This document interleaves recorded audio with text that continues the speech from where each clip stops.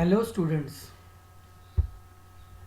जैसा कि हम अपने लास्ट वीडियो के अंदर चैप्टर 8 डाटाबेस कॉन्सेप्ट्स के बारे में पढ़ रहे थे और लास्ट वीडियो के अंदर हमने जो है डिस्कस किया था regarding components of table.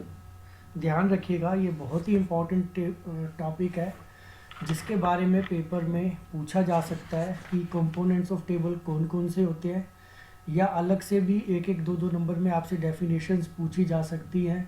What is record, what is table, what is field, इस तरीके से। तो आपको इन्हें अच्छे से पढ़ना और समझना। ये आपका बुक में पेज नंबर 263 पर प्रोवाइडेड है, आपको गिवन है। आज हम आगे कंटिन्यू करेंगे इसी चैप्टर को और इसके अंदर हम डिस्कस करेंगे द रिलेशनल मॉडल टर्मिनोलॉजी। ये आपका पेज नंबर 264 के ऊपर दिया गया है। तो द रिलेशनल मॉडल टर्मिनोलॉजी, ध्यान दीजिएगा, ये थोड़ा सा थ्योरेटिकल टॉपिक है। वैसे तो हम ऑलरेडी इस कॉन्सेप्ट को, जो आपका टॉपिक है डाटाबेस का, इसे 2 बार पढ़ चुके हैं। ये सेकंड टाइम हम इसकी रिवीजन कर रहे हैं। एक बार हमने मेन पढ़ा, उसके बाद उसकी रिवीजन की, अब सेकंड रिवीजन चल रही है। तो बहुत सी चीज़ें आपको मालूम चल गई होंगी, आपने इनका यूज़ भी कर लिया होगा, तो शायद आपको और बेहतर समझ में आ रहा होगा। लेकिन फिर भी अगर आपको कहीं कोई कन्फ्यूज़न है तो थोड़ा सा इन चीज़ों को बार बार पढ़ें ताकि आपको ये अच्छे से समझ में आ जाए। तो देखिए, फर्स्ट ऑफ ऑल रिलेशनल जो वर्ड है, जो रिलेशनल मॉडल है, ये किसने बनाया था? तो it was propounded by doctor E.F. Code, या E.F. कोड लिखा हुआ है आपकी बुक में, ऑफ द IBM। IBM एक कंपनी का नाम है जिसका पूरा नाम होता है इंटरनेशनल बिजनेस मशीन। तो उन्होंने इसको बनाया था and has since been acknowledged as a very important concept in DBMS। जब से उन्होंने इसको ईजाद किया है, जब से उन्होंने इसका आविष्कार किया, बनाया है, तब से ये काफ़ी इंपॉर्टेंट कॉन्सेप्ट के रूप में पढ़ा जाता है, डाटाबेस मैनेजमेंट सिस्टम के रूप में। इसके अंदर जो टर्म्स हैं, टर्मिनोलॉजी हैं, जैसा कि हम पहले भी पढ़ चुके हैं। रिलेशन मोस्ट इम्पॉर्टेंट, टेबल को ही रिलेशन कहा जाता है। तो in general relation is a table such that data arrange in rows and column. तो ध्यान रखिएगा, जिस चीज़ को हम टेबल कहते हैं उसी ही चीज़ को हम जो है क्या कहते हैं, रिलेशन भी कहते हैं। टेबल और रिलेशन एक ही चीज़ों के 2 अलग अलग नाम है, जिसके अंदर डाटा जो होता है आपका, वो कैसे अरेंज किया गया होता है? Data arranged in rows and columns. तो ध्यान रखिए, 2 तरीके से जो है आपका डाटा जो है वो अरेंज किया गया, रोज और कॉलम्स के बीच में आपका डाटा जो है अरेंज किया गया होता है। अब जो रिलेशन है उसकी कुछ प्रॉपर्टीज़ होती हैं। वो प्रॉपर्टीज़ क्या है? ये थ्योरेटिकल टॉपिक है, मैं पहले बता रहा हूँ आपको, इसको थोड़ा सा आपने ध्यान से सुनना और समझना है।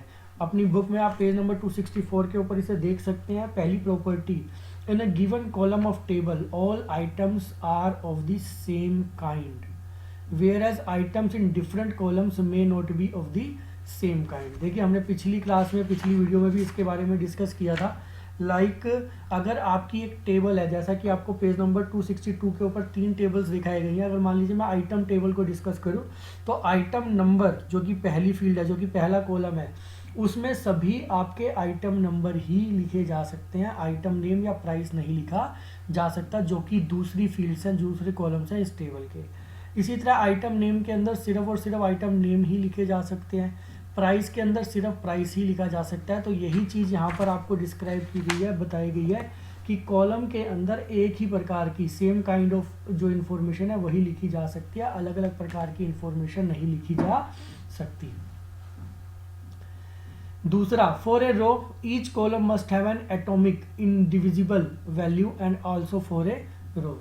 कहता है जो आपका कॉलम है या फिर आपका जो रो है, दोनों के लिए ही आपकी जो जानकारी है वो इंडिविजिबल का मतलब होता है जिसको फर्दर ब्रेकअप ना किया जा सके, जिसे एटॉमिक भी बोला जाता है। तो for a row each column, हर एक रो के अंदर, हर एक कॉलम के अंदर, ईच कॉलम के ऊपर जो है आपकी जानकारी जो है वो इंडिविजिबल होगी, एटॉमिक होगी।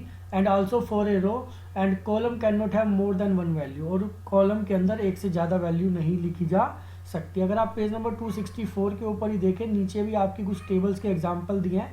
तो इसका कहने का मतलब यहाँ पर ये है कि जैसे मान लीजिए जो आपकी सप्लायर्स टेबल है, सप्लायर्स टेबल में अगर आप देखें तो 3 रिकॉर्ड आपको नज़र आ रहे होंगे, S1 S2 S3, जिसके अंदर supplier name Britannia, New Bakers, Mother Dairy लिखा हुआ है। अब जहाँ पर आपने सप्लायर नेम ब्रिटानिया लिखा हुआ है वहाँ पर आपकी सिर्फ एक ही वैल्यू डाली जा सकती है, एक ही वैल्यू लिखी जा सकती है, एक से ज़्यादा वैल्यू नहीं लिखी जा सकती।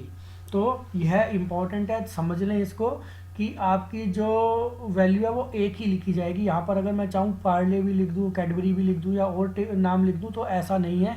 आप एक जगह पर हर एक रो में एक कॉलम के अंदर जैसे आपकी रो तो हो गई S1 ब्रिटानिया 10 डेली, ये पूरी आपका एक रो हो गई, रिकॉर्ड हो गया। अब सप्लायर नेम में आप इस लाइन के अंदर एक ही नाम लिख सकते हैं, वो आपकी मर्जी पर है। जैसे S1 के अंदर ब्रिटानिया लिख दिया, S2 में न्यू बेकर्स लिख दिया, S3 में मदर डेयरी लिख दिया।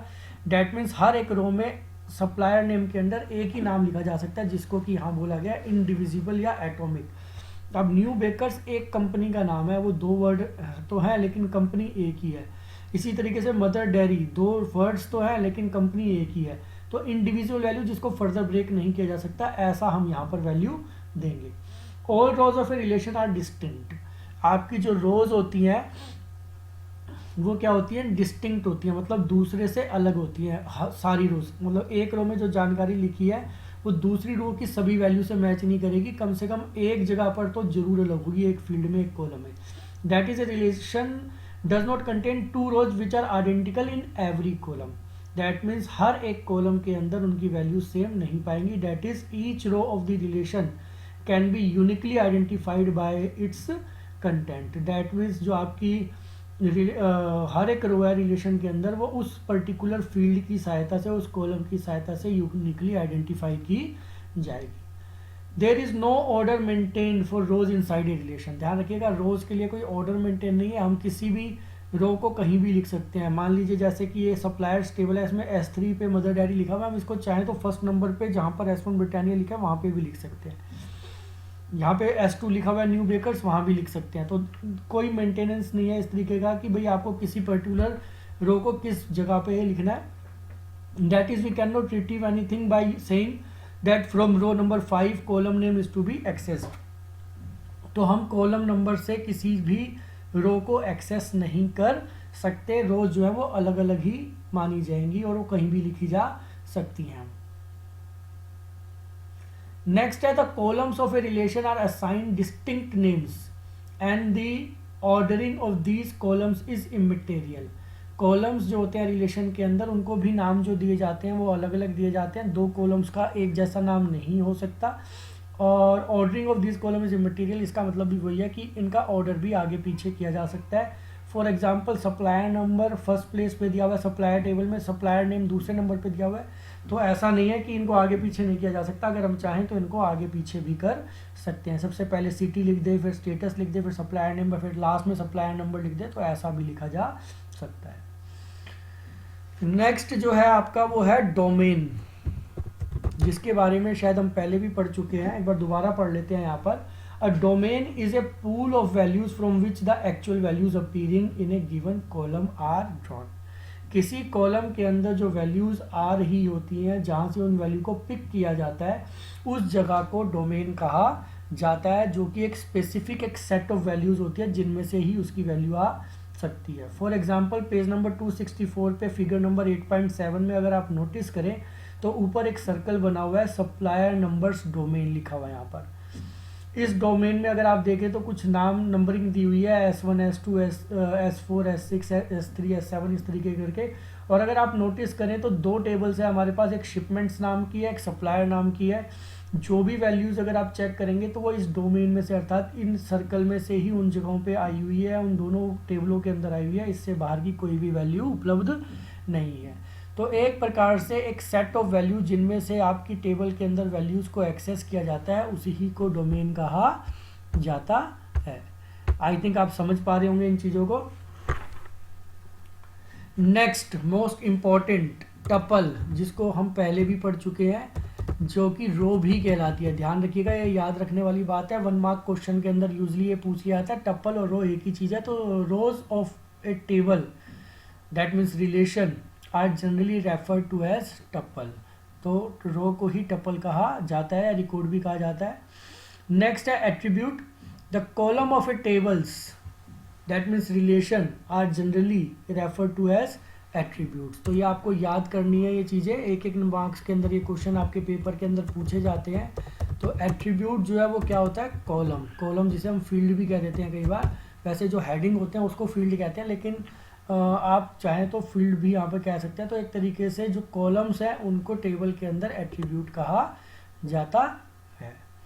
नेक्स्ट डिग्री क्या होती है, तो ध्यान दीजिएगा, number of attributes in a relation या number of columns in a table, numbers of columns कह लीजिए या फिर एट्रीब्यूट्स भी कह सकते हैं क्योंकि इंटरचेंजेबली इनका यूज़ किया जाता है। तो number of columns in a table, easy के लिए आप ऐसे कह सकते हैं, एल्सवाइज आप कह सकते हैं number of attributes in a relation, तो दोनों ही एक ही चीज़ है, इज नोन एज डिग्री। तो उससे डिग्री कहा जाता है। एग्जाम्पल दिया हुआ कहता है रिलेशन हैविंग 3 एट्रीब्यूट्स। मान लीजिए आपकी कोई एक टेबल है जिसके अंदर 3 कॉलम्स हैं या 3 एट्रीब्यूट्स है, it is set a relation of degree 3। तो उसे हम क्या कहेंगे कि उसकी जो डिग्री है वो कितनी है, 3 है।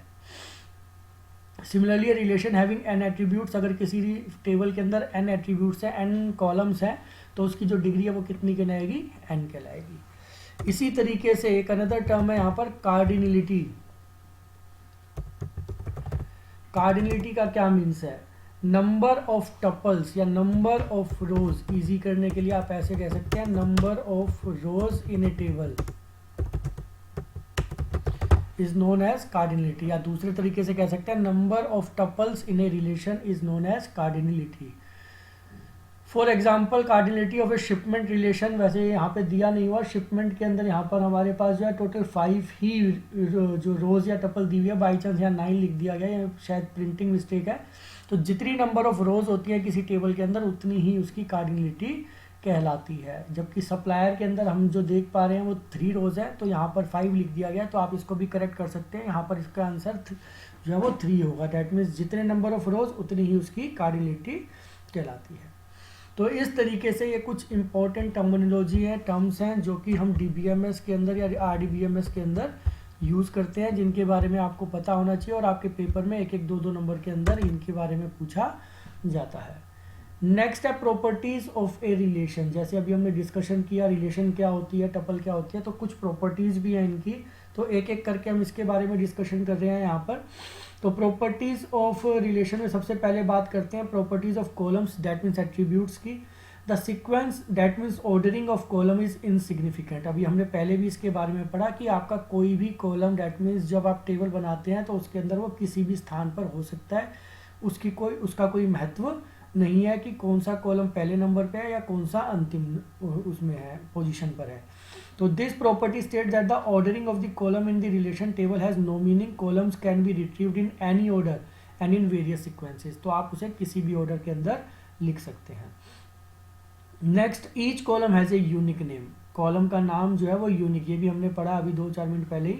तो because the sequence of column is insignificant, columns must be referred by name and not be position. तो क्योंकि आपका जो कॉलम्स हैं वो यूनिक होते हैं, तो उनकी पोजीशन से ना उनको एक तरीके से एक्सेस करते हुए हम उसके नाम से ही एक्सेस करते हैं, तो दैट शुड बी यूनिक, ताकि उनको अलग अलग एक्सेस किया जा सके। Similarly properties of rose, that means tuples, यहाँ मिस प्रिंटिंग है, रोज को एट्रीब्यूट्स लिख दिया गया, इसको करेक्ट कर लेना पेज नंबर 265 के ऊपर।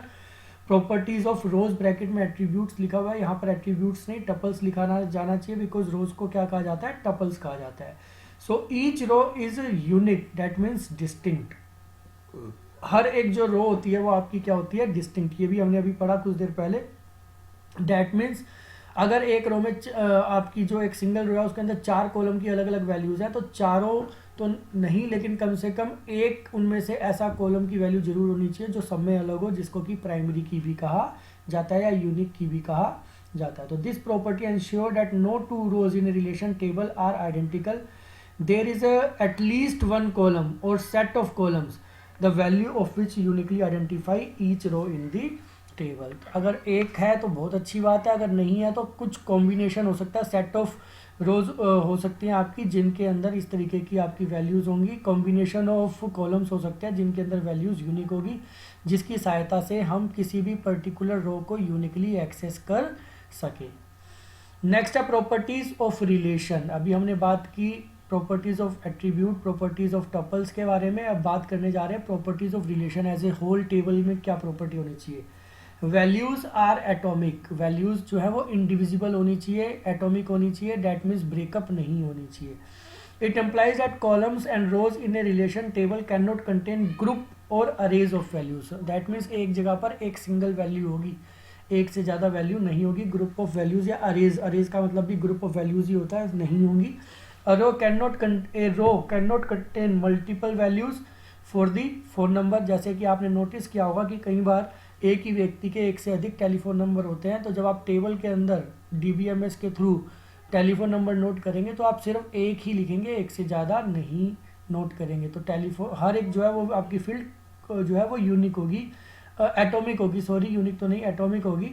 तो values for the atomic number values for the phone number column, likewise a column must have exactly one value for a row. हर एक रो में हर एक कॉलम की वैल्यू भी यूनिक होगी और हर एक रो के अंदर हर एक कॉलम की वैल्यू भी यूनिक होगी। Second, columns values are from the same domain. जैसा कि अभी हमने लास्ट पेज के ऊपर भी पढ़ा कि जो कॉलम्स के अंदर हम वैल्यूज डालते हैं वो एक डोमेन से आ रही होती हैं। डोमेन का मतलब सेट ऑफ वैल्यूज से होता है जो कि यूनिक होती है। All values in a column are of the same kind, एक ही प्रकार की होंगी। Such that from the same domain, for example a monthly salary column contain only specific monthly salary, it never contains other information such as comments, status flags और even weekly salary. तो आपकी जो salary है वो monthly salary का अगर domain है तो उसमें सभी जगह जो वैल्यूज़ है वो मंथली सैलरी के लिए होनी चाहिए। आप सोचें कि भाई मंथली की जगह ईयरली सैलरी कर दे या वीकली सैलरी कर दे, तो ऐसा नहीं होगा। Columns can not contain empty values, columns के अंदर वैल्यूज जो है वो एम्प्टी, खाली भी नहीं हो सकती, यानी columns values must not be left blank. कोशिश करनी चाहिए कि जब हम कॉलम्स के अंदर वैल्यूज लिखें तो वो खाली नहीं छोड़नी चाहिए। The value of the column is still unknown और unavailable, you can use a specifically designated legal blank value null. ध्यान रखिएगा, अंडरलाइन कर लीजिए। अगर बाई चांस कोई ऐसा कॉलम है जिसके अंदर वैल्यूज़ आपकी रिपीटेड, जिसके अंदर आपके पास देने के लिए कोई वैल्यू नहीं है, तो आप चाहें तो वहाँ पे नल लिख सकते हैं, लेकिन कोशिश करके किसी भी कॉलम के अंदर कोई भी वैल्यू को खाली ना छोड़े to represent the missing value. तो नल ही जो है उसी ही को हम स्टोर कर सकते हैं। अगर हमें लगता है कि हमारे पास वहाँ पे देने के लिए कोई वैल्यू नहीं है, तो जिसको हम नल कहते हैं। नल जो होता है, आप नोट करना चाहें तो उसको नोट भी कर लीजिए। नल जो होता है उसे कहते हैं लीगल एम्प्टी, डैट मीन्स वहाँ पर जानबूझ के खाली वैल्यू छोड़ी गई है। जब आपके पास देने के लिए कोई वैल्यू ना हो तो हम उसको नल वैल्यू प्रोवाइड करते हैं, लेकिन ब्लैंक तो हमें कोई भी वैल्यू नहीं छोड़नी होती। तो इस तरीके से ये कुछ हमने की कॉन्सेप्ट्स पढ़े, आपके यहाँ पे कुछ रिलेशनल मॉडल टर्मिनोलॉजी पढ़ी, ये सभी इंपॉर्टेंट है। इनके बारे में पेपर में कुछ ना कुछ पूछ लिया जाता है। नेक्स्ट जो है कीज इन ए डाटाबेस। कीज इन ए डाटाबेस के अंदर आपकी डिफरेंट टाइप ऑफ कीज की डिस्कशन की जा रही है, जो कि आप मार्क कर लीजिए, मोस्ट मोस्ट मोस्ट इम्पॉर्टेंट है। पेपर के अंदर यूजली इनमें से कुछ ना कुछ पूछा ही जाता है, तो एटलीस्ट इन्हें तो आप बहुत अच्छे से पढ़ लें, समझ लें और हो सके तो याद भी कर लें, क्योंकि इनके बारे में तो पेपर में कुछ ना कुछ पूछा ही जाता है। ख़ास तौर पे जो आपकी पहली की है जिसका नाम है प्राइमरी की, तो ध्यान दीजिएगा प्राइमरी की क्या होती है, क्यों बनाई जाती है। वैसे तो हम पीछे भी इसके बारे में डिस्कशन कर चुके हैं, लेकिन हम दोबारा से एक बार इसे पढ़ेंगे कि यह होती क्या है। प्राइमरी की क्या होती है? With in a given relation, किसी भी टेबल के अंदर अ सेट ऑफ वन और more attributes having values that are unique within the relation and thus are able to uniquely identify that tuple is said to be primary key of the relation। तो ध्यान दीजिएगा, किसी table के अंदर set of one और more attributes, या तो सिर्फ एक ही आपका कॉलम सेट ऑफ वन और more attributes that can uniquely identify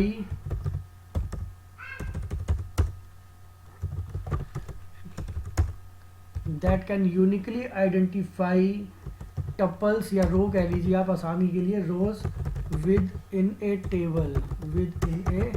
table is known as primary key. तो ध्यान दीजिए आपकी, क्योंकि जो टेबल होती है उस टेबल के अंदर बहुत सारी रोज हो सकते हैं, रिकॉर्ड हो सकते हैं, उन रिकॉर्ड में से हर एक रिकॉर्ड को अलग अलग पहचानने के लिए हम एक की का प्रयोग करते हैं जिसको कि प्राइमरी की कहा जाता है। Every relation does have a primary की। कोशिश करनी चाहिए कि जो भी हम टेबल बनाए उसके अंदर एक प्राइमरी की जरूर बनाए। इट इज़ हाईली रिकमेंडेड, मतलब इस ऐसा DBMS का रूल है, रिकमेंडेशन है कि आप जब भी टेबल बनाए, रूल तो नहीं कह सकते, रिकमेंडेशन कह सकते हैं कि जब भी आप कोई टेबल बनाए तो उसके अंदर एक फील्ड को जरूर प्राइमरी की बनाए। इन आवर सैम्पल डाटाबेस, जैसा कि हम पीछे पढ़ते आ रहे हैं, supplier number is the primary key for supplier table as it contains unique values for each tuple in a relation. Similarly, item number is the primary key for items table, and the combination supplier number and item number is the primary key for the shipment relation. तो ध्यान दीजिएगा, item table में item number, supplier table के अंदर supplier number, but जो हमारी shipment relation है उसके अंदर जो है supplier number as well as साथ ही साथ आइटम नंबर, दोनों का कॉम्बिनेशन जो है वो इकट्ठा क्या है, प्राइमरी की बनाता है। और हमने जैसे कि यहाँ पढ़ा भी, वन का मतलब आइटम नंबर और सप्लायर नंबर हो गया, मोर का मतलब एक से ज़्यादा, 2 3 4। तो हमारे केस में जो है दोनों का कॉम्बिनेशन अर्थात सप्लायर नंबर और आइटम नंबर दोनों का कॉम्बिनेशन मिलके क्या बनाता है, प्राइमरी की बनाता है। तो इस तरीके से ये आपकी प्राइमरी है। ध्यान रखिएगा, जब एक से अधिक फील्ड मिलकर प्राइमरी की बनाते हैं तो उसे कंपोजिट की या कंपोजिट प्राइमरी की कहा जाता है। तो इसको हम नेक्स्ट वीडियो के आगे कंटिन्यू करेंगे। और भी कुछ हमारी कीज़ है जो सारी ही इंपॉर्टेंट है।